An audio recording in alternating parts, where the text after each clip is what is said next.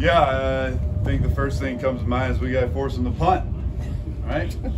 Like, really proud of the guys and the resolve, the resiliency to get stops in the red zone, to keep playing through all the adversity that showed up, like to get stops after 3rd and long completions on drives or conversions on drives. Like, those things are backbreaking. You continue to play and find stops. Really proud of their resolve, especially after week 1, not getting stops down there. But we can't let them down there 7 times. We can't. Like, we got to be better out in the field. We got to make sure we're getting off the field on 3rd down, doing our part, not fouling on 3rd down to extend drives. So a lot to improve upon, right? A lot to improve upon. So we're going to keep working today, keep working tomorrow, and hopefully some of these things show up that we need to improve upon happen on Sunday. What did you see needs to improve with your run defense specifically? Yeah, I think tackling showed up. Missed some tackles even on the scramble plays. We had guys in opportunities to make plays on those to get off the field on 3rd down, and tackles showed up. I think a couple were fit issues. I mean, one, we just get too nosy, got him bottled up. We get nosy, he leaks out on us. The post safety gets a little nosy as well, and it goes for 40, right? Yeah. It's a potential 3rd and 1 stop that turns into 40 yards. So just continuing our fits, making sure we're flying around, run to the football, making sure the missed tackles don't turn into, because they're going to happen. We got to reduce them. They're going to happen from time to time, but making sure those missed tackles end up being 2 to 5 additional yards instead of 10 plus, right? So just continue to work. I mean, there's good in there. I mean, they ran the ball 35 times, right? So there's some good snaps in there. We got to eliminate the explosive runs. When you say nosy, are you saying looking too much instead of reacting, or? No, I think on that play, it was so bottled up. Guys were starting to cram in there to push the pile or whatever it might be, and we got too involved on the edge, and we got too down with our post safety, and it just popped on us. You've had really good run defense in the past, playing light boxes. What is the challenge for that, to be a good run defense when you're going to lighter boxes? Yeah, I think knowing where your help's at. Like, at some point you're going to get help. I mean, people like to say 7-man box. I like to say 7.5. Like, know where your help's at. I think that's critical. I think based on some of the formations, run schemes, how we play some of that split safety coverage, we can dictate it, who that piece is going to be. I think you got to be really good up front, like you do. Like, you got to be able to hang in there. You got to be able to show up. We got to get double teams off. We got to be able to show back up when double teams come off. Backers got to have a little bit of patience, but at the same time, trigger when they need to trigger. So, I mean, there's some things that come into it, but just something we got to keep working at, right? So, like, post safety's easy. We can't let them run the ball in post safety defense first, right? Like, that's easy. One gap, go fit, and the quarter stuff, just continue to work at our understanding, making sure we're good there. Bobby Okereke indicated to us earlier in the week that he was trying to do his job and other people's job. How do you interpret that? Like, what does that mean? Yeah. And my guess is it's not ideal. Yeah, no, that's across the unit. Like, I don't think that's just Bobby. We got to make sure all 11 guys are focused on doing their job, because it turns into a chain reaction. Somebody's out of place, somebody sees somebody going somewhere that doesn't look right to them, and then all of a sudden they want to make that guy right, and then right now they're finding it, right? Like, we're at a point right now where they're finding it every time. A lot of times, sometimes they don't find it, right? And you get away with stuff.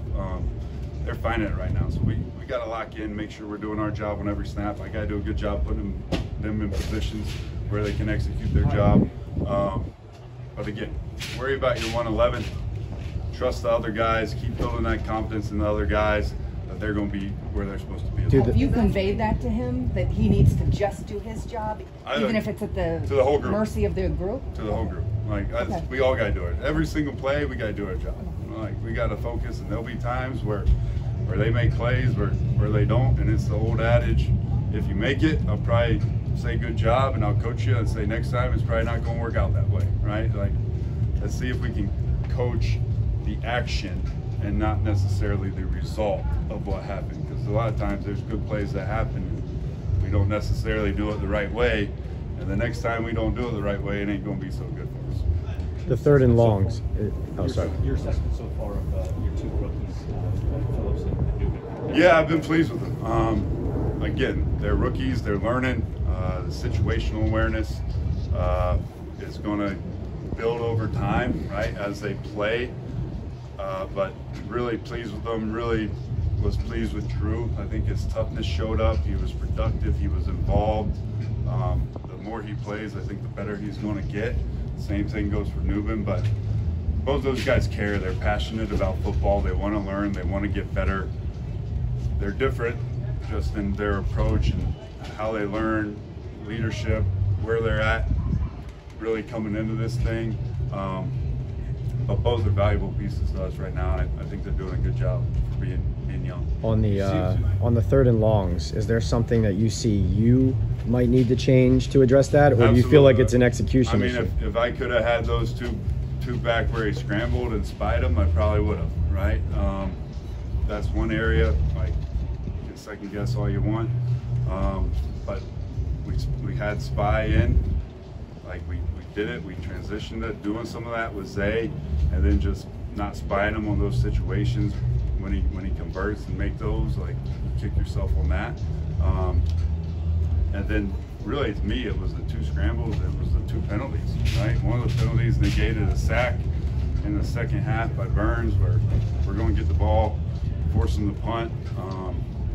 But just continue to work, make sure our guys are comfortable with the plan. They can go out there and play fast. And I'll say it again, find ways to win their one-on-ones when the opportunities present themselves, which I think we did last week, rushing. Finding ways to win one-on-ones without what? Sorry. One-on-ones when they present themselves. Oh, when they present, yeah, got it. With your defensive line, it seemed like you went in with I think Dex, Kayvon, and maybe even Brian all came out on that first drive for at least the play. How much of that was situational? How much of that is philosophical long-term? That is something you're looking at? Yeah, I think just get those extended drives, just trying to spell them, not gas them out the first series of the game, early in the game. Like, try to find your spots, I think, in the first half, maybe early in the second half, because ultimately we're going to need them at their best at the end of the game. All these games are going to come down to a 2-minute situation, 4-minute situation, whatever it might be.